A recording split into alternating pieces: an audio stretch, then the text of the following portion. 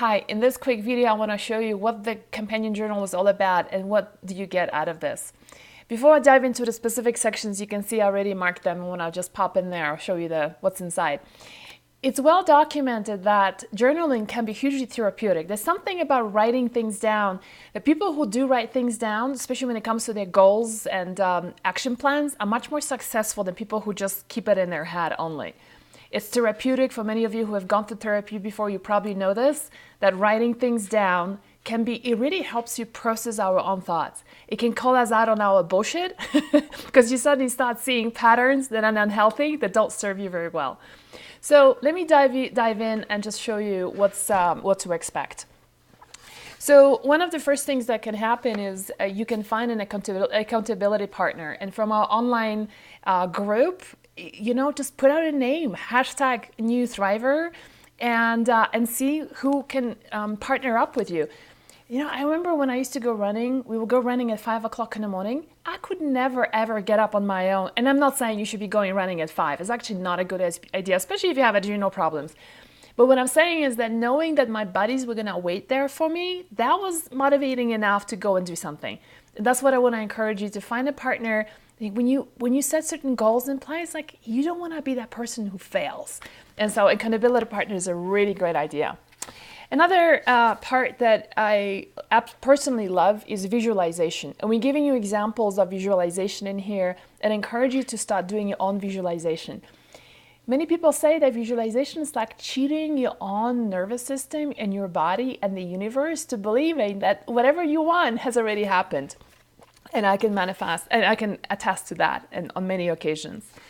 Then we have a section for you to set your goals very clearly. As you can see on top here, it says food and drinks, and we have other sections for sleep, for overall health, for movement. So it doesn't have to be just like excessive exercise, it can be just any form of movement, where you're writing down what are your goals and then what are going to be then that's really, really important. I'm all about action. I mean, you can set lofty goals, and we also teach you here, by the way, how to set a goal. So what's a good goal? Right? We don't want to call a goal like, I just want to get really healthy. That's too broad. You need to be specific. The more specific you are, the more intentional and the more successful you're going to be. And then we're going to turn that into action plans where we're giving you slots of every 3 months to write down what are the things that you're going to do in your life when it comes to, for example, food and health or movement or sleep to make that goal happen. Very powerful exercise. Oh, I forgot. We also have the same thing, goals and action plans for self-care. I'm a big fan of that. I think most women, we feel like if you do self-care, you're selfish.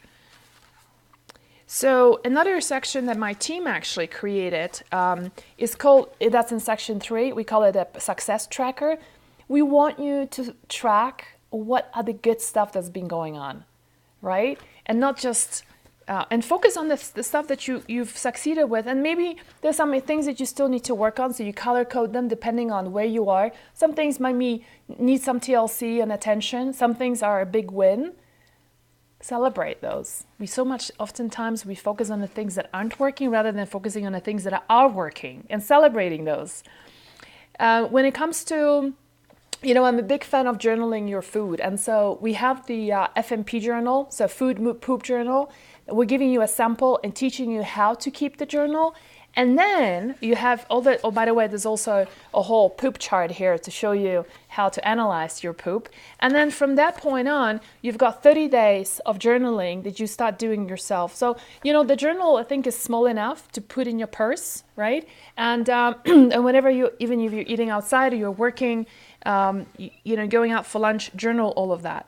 Section 5 takes you on to the elimination diet with a meal plan and a shopping list, right? Where we made it really simple for you, showing you, so the meal plans are all in here, but also shows you the shopping list, shows you what are the foods that are okay to do during the elimination diet. Remember, this is the time when your body is going to be getting very highly anti-inflammatory nutrients during this time. So we want you to be clear on what you can or cannot eat. And then we have section 6, which is 20 superfoods, 20 power herbs, spices, and mushrooms.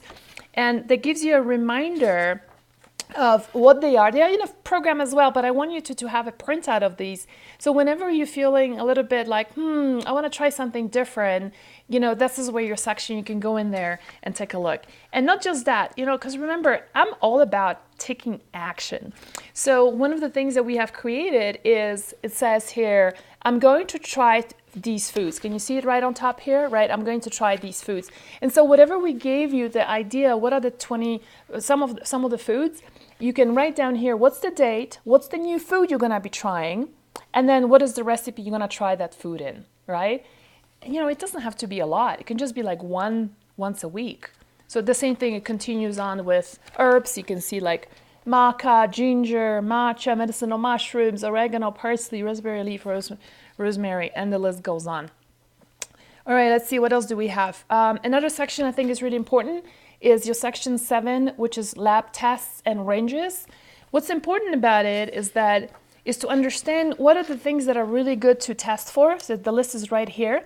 But more importantly, in my view, is that not just the lab ranges that the lab gives you, but the functional ranges. This is what a truly healthy person should be in a range of. Labs gives you ranges of sick people, not healthy people. And so the ranges are all in here as well for you. And lastly, Section 8, we've got your lecture notes. I know many of our participants go and print all the pages from the program, and I think it's kind of wasteful. Don't do that if you don't really have to. If you're a visual learner, I get that. But you know what? We've got those sections for you so you can take notes on every module in every class that's in the program. All right, you guys, so this is the journal, and I hope you find it as beneficial and wonderful to keep as we did creating this wonderful resource for you.